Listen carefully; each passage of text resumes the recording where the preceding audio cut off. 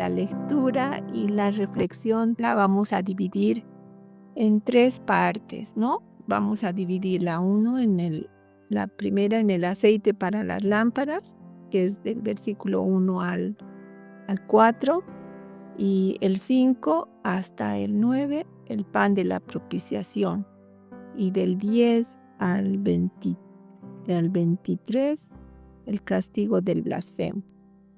Aquí podemos entender en la parte 1 donde es aceite para las lámparas, esta luz que se producía en el candelero representa a Yeshua. Él es la luz, como dice en Juan 9:5, entre tanto que estoy en el mundo, luz soy del mundo. También la palabra es luz. Y en el Salmo 119:105, lámpara es a mis pies tu palabra, lumbrera a mi camino. Entonces Jesús es la palabra que se hizo carne y habitó entre los hombres, ¿no? Aquí podemos entender cuando le dice, ¿no? La luz tenía que estar encendida constantemente con aceite de oliva machacada. Eso, machacada, significa en hebreo katir, que es a golpes, ¿no? Las olivas eran golpeadas para sacar el aceite. Entonces, Yeshua fue golpeado, ¿no? Azotado, y el aceite fue extraído, y su luz permanece y alumbra a todo aquel que en él cree, ¿no? Y a él le sigue. En Juan 8:12 dice, otra vez Yeshua les habló diciendo, yo soy la luz del mundo. El que me sigue no andará en tinieblas, sino que tendrá la luz de la vida. Entonces podemos ver aquí que realmente el Padre había mandado que Aarón y sus hijos mantengan esta luz encendida, ¿no? Aarón tenía que poner orden. Sin esta luz del candelero había oscuridad, había tinieblas.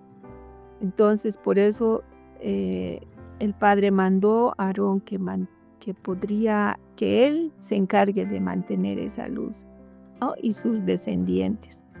Entonces podemos entender que también las tinieblas no prevalecen contra aquella luz verdadera.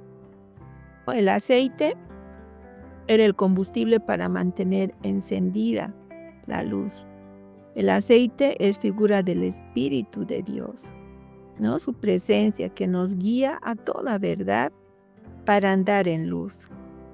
Ezequiel 36:27 dice, y pondré dentro de vosotros mi espíritu y haré que andéis en mis estatutos y guardéis mis preceptos y los pongáis por obra, ¿no? En Juan 6:13 me gustaría también este versículo poder leer, que también nos está diciendo, pero cuando venga el Espíritu de verdad, Él los guiará a toda verdad, que no hablarán por su propia cuenta, sino que hablará todo lo que oyere, y os hará saber las cosas que habrán de venir, ¿no? Ahí podemos entender que cuán importante es la luz encendida. Nosotros vemos que necesitamos realmente esa presencia, ¿no? La luz, que es Yeshua, que es su palabra, pero también el aceite, que es el que pone esa convicción de pecado, el que redarguye, el que nos corrige y nos alinea a seguir en esa luz, a seguir en esa verdad, ¿no? Entonces, como Yeshua decía, ¿no? Nos convenía, dice, ¿no? Pero era necesario que fuera golpeado, ¿no? Para que fuera extraído el espíritu de santidad, ¿no? A favor de nosotros, para mantener encendida la luz del Mesías, manifestada en nuestra vida por medio de la obediencia, ¿no? Es tan importante el obedecer a través del Espíritu, el Espíritu del Padre, podemos volvernos a Él y obedecer.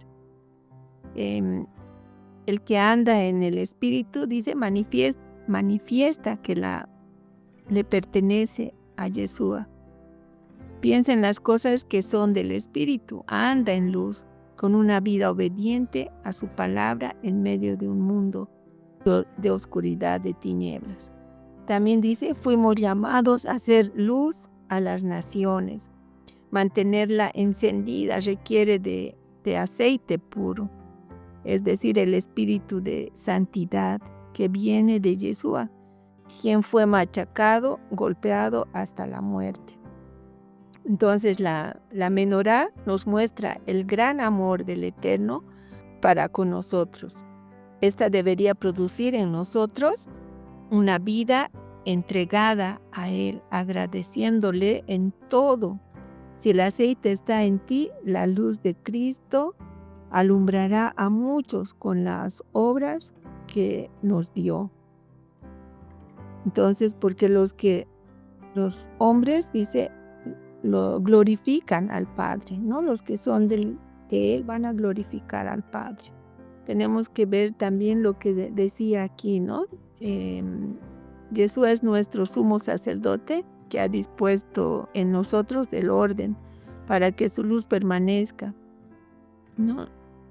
En un mundo oscuro. En Levítico 24:5 también podemos leer sobre los panes, ¿no? De la propiciación que se tenían que poner en una mesa que estaba recubierta de oro. Y estos panes tenían que ser 12 panes que estaban puestos en 2 hileras. Y dice que cada pan tenía un peso de 4 kilos más o menos, ¿no? Y dice que en total los 12 panes más o menos tenían un peso de 48 kilogramos, ¿no? Y ahí podemos ver que los sacerdotes, dice que cada día de reposo tenían que levantarse muy temprano y hacer estos panes, ¿no?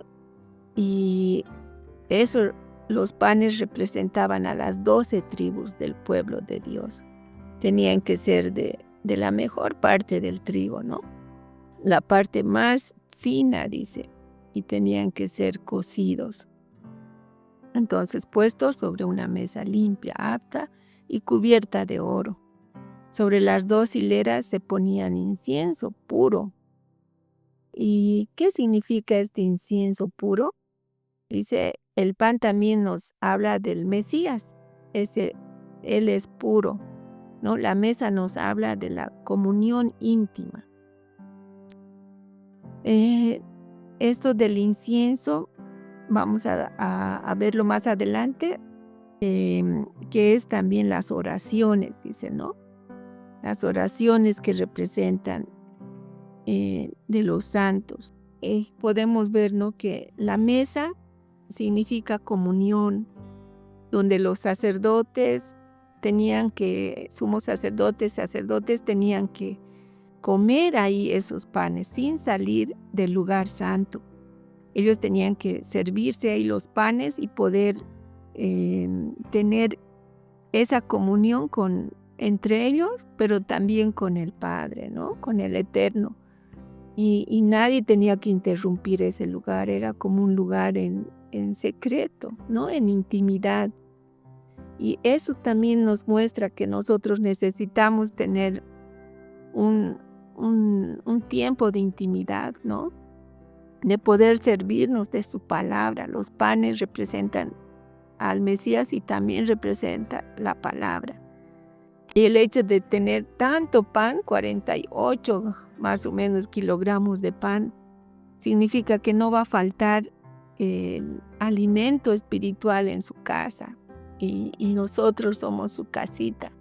Entonces no va a faltar el pan, no va a faltar su palabra en nosotros.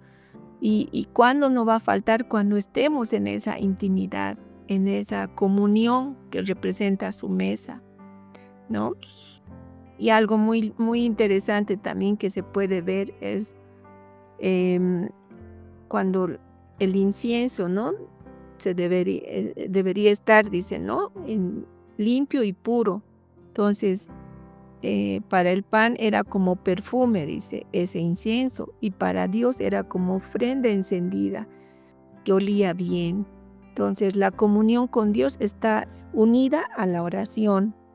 No debe faltar, es como perfume para el pueblo y de olor grato a Dios.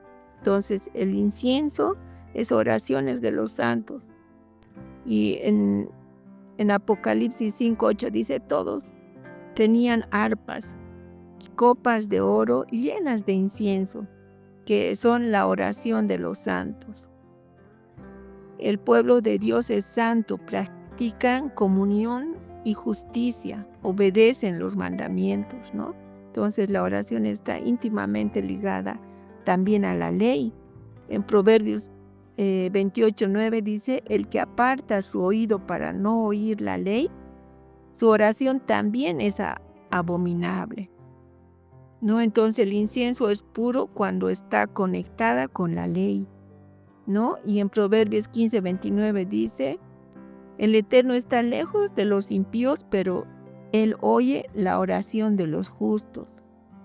Qué importante tener ver esa relación junto con la ley, con sus mandamientos. También nosotros poder orar, ¿no? De acuerdo a lo que Él nos ha mandado. No preguntar, ¿no? Si muchas cosas que ya están escritas y que fallamos. Entonces necesitamos que haya un nivel en el cual tengamos que conocer sus mandamientos y al mismo tiempo ya no fallar en ellos, y nuestras oraciones van a ser también entendidas en los tiempos que estamos viviendo. Ahora nos vamos a pasar a lo que cuenta, ¿no? La historia del joven, que era el hijo de una israelita y era hijo de un egipcio. Podemos entender que él había faltado el nombre, y el libro de Levítico nos muestra el carácter de Dios. También el libro de Levítico nos muestra su voluntad sobre su pueblo, el cual ha sido llamado a ser un reino de sacerdotes y gente santa. Eso es algo grande que Él nos ha dado. Dios ha confiado su nombre a su pueblo para que éste extienda su forma para la obediencia, ¿no? A sus mandamientos. En Éxodo 27 podemos leer el mandamiento, que es no tomar el nombre de Dios en vano. Entonces, ¿qué significa no tomar el nombre de Dios en vano? Es no poner su nombre a un nivel reducido y bajo, ¿no?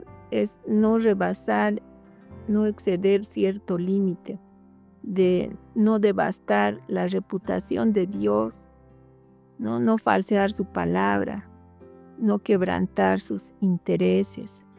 Todo eso significa que no pongamos en vano el nombre de Dios. Este mandamiento también nos dice que no se haga pedazos su nombre, ¿no? Que no se profane, que no se hiera en manos de su pueblo. Eso podemos entender también cuando le dice que este joven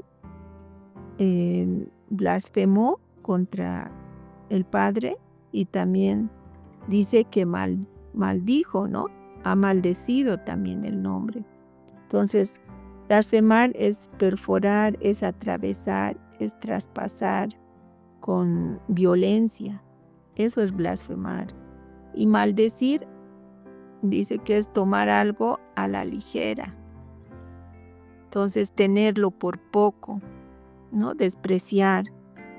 Entonces, eso es lo que hizo este joven, que era el hijo de un israelita. Y también podemos ver que el nombre se da solo el nombre de la madre, ¿no? Y no se da el nombre de este joven, del hijo, ni del padre, ni del otro que discutió, ¿no? Que era israelita. Solo da el nombre de la madre, y es interesante porque Shelomí significa paz, viene de Shalom. Y el nombre del padre de Shelomit, que es Dibri, significa palabra, ¿no? Que viene de Dabar, que significa palabra. Y de la tribu de Dan, y Dan, que significa juez o el que hace justicia. Entonces aquí podemos entender que la paz, la palabra y la justicia de Dios se profanó al mezclarse con el mundo, ¿no? Ella se había casado con un egipcio. Y a pesar que el egipcio ha visto todas lo que el padre había hecho desde sacarles de Egipto, las plagas y todo, pero igual él se ve que no era tan fuerte, no había sido convertido, ¿no? No había aceptado al Dios Todopoderoso, por eso su hijo blasfemó contra Dios, ¿no? Entonces se puede ver aquí que Shelomit se unió a yugo desigual, ¿no? Y en 2 Corintios 6:14 dice, no os unáis a yugo desigual con los incrédulos, porque qué compañerismo tiene la justicia con la injusticia y qué comunión la luz con las tinieblas. 39, donde dice, os digo que desde ahora no me veréis hasta que digáis, bendito el que viene en el nombre del Señor. Y en lo original dice que esta parte, ¿no? Bendito el que viene con el nombre del Señor. Eso es lo que significa, con el nombre. Entonces Yeshua vino con el nombre, ¿no? Él representó a este nombre. Y también por eso es que es tan importante no blasfemar, ¿no?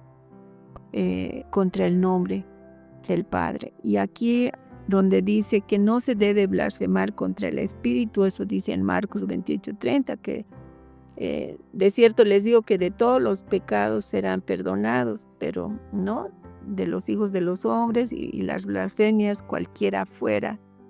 Pero cualquiera que blasfeme contra el Espíritu Santo no tiene jamás perdón, sino es reo de juicio eterno.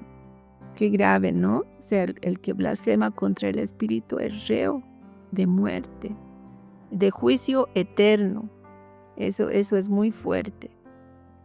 Y aquí, ¿cómo podemos saber qué es blasfemar contra el Espíritu? Y eso está en Juan 4:2-3, que dice, ¿no? Que dice, en esto conoced el Espíritu de Dios. Todo espíritu que confiesa que Jesucristo ha venido en carne es de Dios. Y todo espíritu que no confiesa que Jesucristo ha venido en carne no es de Dios. Y este es el espíritu del anticristo.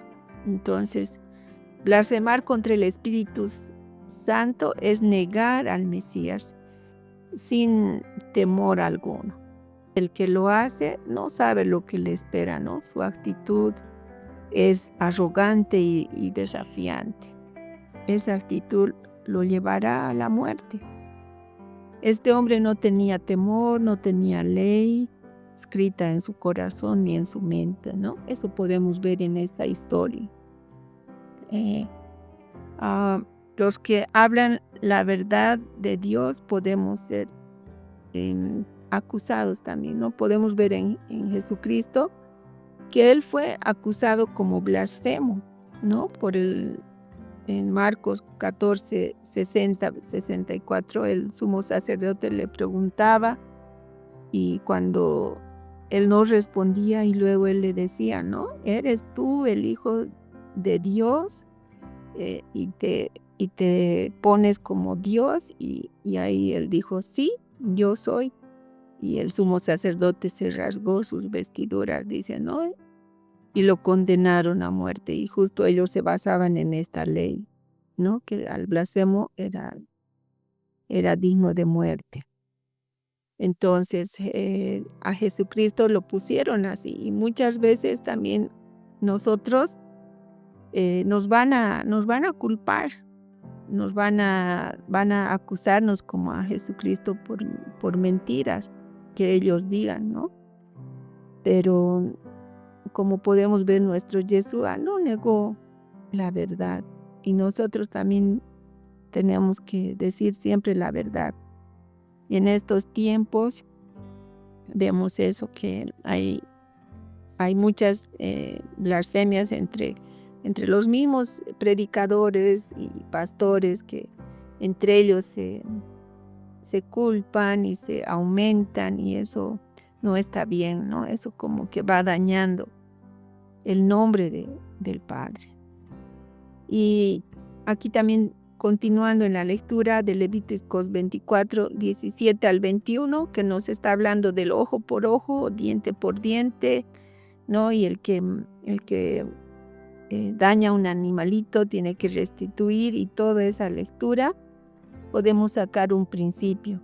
Y este principio es el que ha de ser restituido según lo que hizo y según la lesión.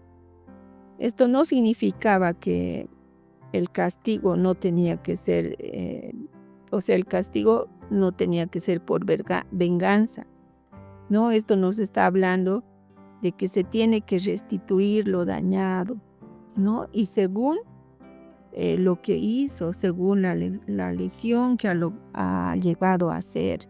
Eso nos está enseñando en el ojo por ojo, no el vengarse. Entonces era un castigo proporcional al que hizo. Según hizo, tenía que haber restitución. En caso de asesinato, sí era la muerte, ¿no? Eso es lo de la ley. Entonces aquí tenemos el sobrenombre, ¿no? Podemos decir que nosotros, somos hijos de Dios, que somos pueblo santo de Dios, creyentes de Yeshua.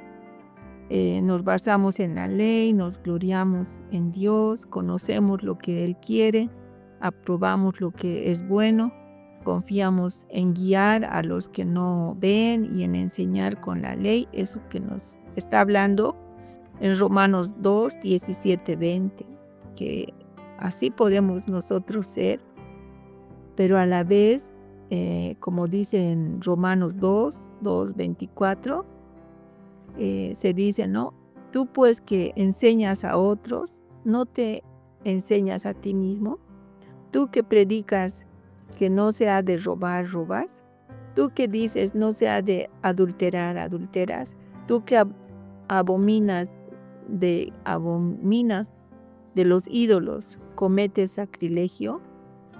Tú que jactas que la ley de la ley con infracción de la ley. Entonces deshonras a Dios, porque como está escrito, el hombre de Dios es blasfemo entre los gentiles por causa de vosotros. O sea, el nombre de Dios es blasfemo entre los gentiles por causa de vosotros. Cuando los hombres ven que no andamos como creemos, el nombre del Eterno es blasfemado. Es puesto en la boca de ellos, de los blasfemos, no el nombre del Padre. El vivir conforme a sus mandamientos, entonces ha sido, en este tiempo podemos ver eso, ¿no? Que muchos han llegado a conocer tan bien la Torá y han descubierto realmente hermosas palabras y aún entender los mandamientos y conocimiento del Padre, de Yeshua, todo eso que los ha fascinado al conocimiento, pero nos conformamos con conocer lo que Dios ha mandado, pero nos olvidamos de hacerlo, nos olvidamos de amar a nuestros semejantes, de servirles, de la comunión, de la ayuda mutua, ¿no? Nos olvidamos de las necesidades de las viudas, de los huérfanos. No hacemos nada. Y si hacemos es para jactarnos, ¿no? Para gloriarnos a nosotros mismos. Entonces, qué importante levantar el nombre del Padre con nuestra vida. Qué importante amar a nuestro prójimo y servir al Padre sin ningún interés de nosotros querer sobresalir, pero necesitamos ser transformados, necesitamos ir por la oveja perdida que están abandonados, que no hay quien les hable. Todos tienen tanto conocimiento, pero ¿quién va a ir por el que no sabe? ¿Quién va a ir por la ovejita perdida? Y necesitamos volvernos a eso, que el nombre del Eterno ya no sea blasfemado por nuestra causa, por nuestras habladurías, por nuestra forma de ser, ¿no? Y más bien vayamos y hagamos discípulos, ir y hacer discípulos. Amado Padre, te damos gracias por la oportunidad que nos das de leer tu palabra y que podamos entenderla, conocerla, para vivirla, para levantar tu nombre, para que tu nombre sea glorificado y no más bien sea blasfemado por los incrédulos, por los que no te conocen. Ayúdanos a vivir para ti, ayúdanos a cambiar nuestro estilo de vida, ayúdanos a ser obedientes, a mostrar tu fidelidad a otros, que tú eres un Dios fiel, un Dios todopoderoso, que todo grita, que tú eres un Dios soberano, que gobiernas el universo. Se nota en la naturaleza, se nota en todo lo que podemos ver, que tú nos amas, que tú has provisto de alimento a la gente, al ser humano, y que no faltaría si supiéramos administrar la tierra. Perdónanos, Padre, perdónanos por dejarnos llevar por nuestros deseos y pasiones. Ayúdanos a vivir para ti, ayúdanos a agradarte y a obedecerte y a ir a las ovejas perdidas. Ayúdanos, Padre, ayúdanos, provee obreros, provee misioneros, provee los recursos para ir y alimentar a tanta gente que tiene hambre, y a también saber valorar a los que tienen demasiado y no valoran el alimento espiritual. Seas tú dando sabiduría y guiándonos como tus hijos. Gracias por este grupo, gracias por los hermanos que están encargados y siguen adelante. Bendícelos y fortalece al cansado, al débil, al caído. Levántalo, mi Señor. Gracias por esta oportunidad en el nombre de tu Hijo, Yeshua HaMashiach. Amén.